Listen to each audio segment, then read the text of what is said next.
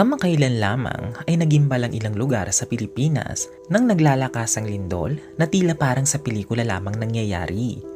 At dahil dito, nagsilabasan ang kaniya-kaniyang teorya na maaaring ito daw ay sanhi ng bagong diskubring kaldera na matatagpuan malapit sa Pilipinas.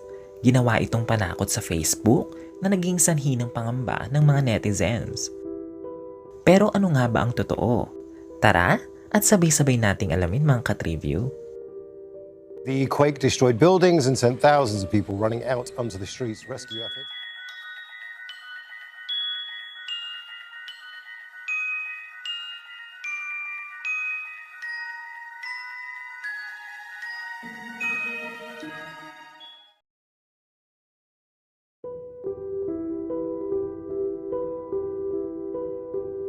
Ang Apulaki Caldera ay isang napakalaking volcanic depression o kaldera na matatagpuan sa ilalim ng Benham Rise o Philippine Rise, isang malaking plataporma sa silangang bahagi ng Pilipinas, partikular sa northeast ng Luzon. Ang kaldera ay natuklasan sa pamamagitan ng bathymetric mapping o paggamit ng sonar at satellite data upang sukatin ang lalim at hugis ng ilalim ng dagat. Ang resulta, isang napakalaking bilog na estruktura na may tinatayang diameter na 150 kilometro, halos kasing laki ng buong Central Luzon.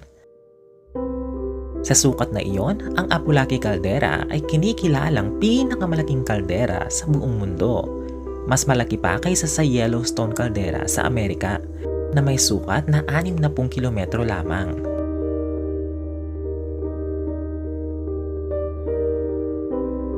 Ang pangalang Apulaki ay mula sa mitolohiyang Pilipino, kung saan si Apulaki ay ang diyos ng araw at digmaan. Ang pangalang ito ay pinili dahil sa laki, lakas at simbolismo ng kapangyarihan ng naturang bulkan. Tila sumasalamin sa enerhiya ng araw na kayang magbigay buhay at mangwasak.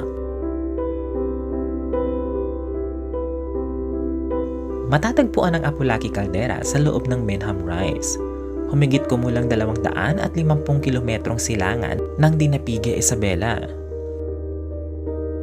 Ang Benham Rise ay isang underwater volcano plateau na bahagi ng Philippine Sea Plate at ngayon ay opisyal na kinikilala bilang bahagi ng teritoryo ng Pilipinas ng United Nations o UNCLOS ruling noong 2012. Ang mga kaldera ay karaniwang nabubuo kapag sumabog ng napakalakas ang isang bulkan, hanggang sa bumagsak ang ibabaw nito dahil sa kawalan ng suporta mula sa ilalim, lalo na kapag naubos na ang magma. Ayon sa mga geologists, ang Apulaki Caldera ay nabuo milyon-milyong taon nang nakalilipas, sa panahon kung kailan aktibo pa ang mga undersea volcano sa Benham Rise. Tinatayang 35 hanggang 45 million years na ang nakakaraan. Sa mahabang panahon, ang mga aktibidad ng bulkan sa rehiyong iyon ay tumigil at ngayon ay tulog o inactive na. Gayunpaman, nananatiling misteryoso kung ganap na patay na ito o simpleng natutulog lang. Ang pagkakatuklas ng Apulaki ay isang malaking tagumpay sa larangan ng geoscience ng Pilipinas. Ito ay nagpapakita na ang bansa ay may malalim na pinagmulang bulkanismo, kahit sa mga bahagi ng dagat na dati ay inakala nating tahimik. Ayon sa pag-aaral ni Dr. Jenny Ann Barreto at mga kasamahan sa Philippine Marine Geologist, ang Benham Rise ay dating sentro ng matinding bulkanikong aktibidad. Ang Apulaki Caldera ay maaaring bunga ng sunod-sunod na pagsabog ng magma sa ilalim ng karagatan. Ang mga batong nakuha sa lugar ay may komposisyon na basaltic at andesitic, typical na submarine volcanoes.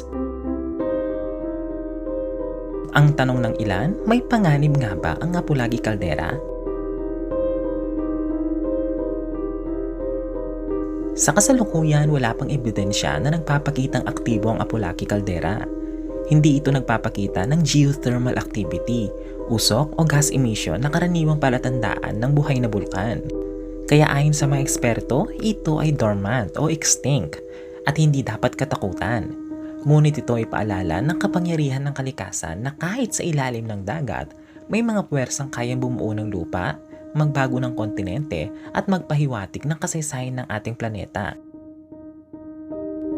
May connection ba ito sa mga nangyayaring lindol sa Pilipinas?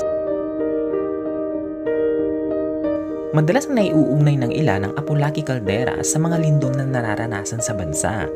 Ngunit ayon sa mga seismologists ng PHIVOLCS, ang mga lindol sa Pilipinas ay hindi direktang konektado sa Apulaki Caldera dahil ito ay matagal nang inactive at matatagpuan sa ibang tectonic plate zone. Ang mga lindol natin ay mas konektado sa Philippine Fault System na dumadaan sa Luzon, Visayas at Mindanao, Manila Trench at Philippine Trench, mga lugar na kung saan nagsasalpukan ang tectonic plates.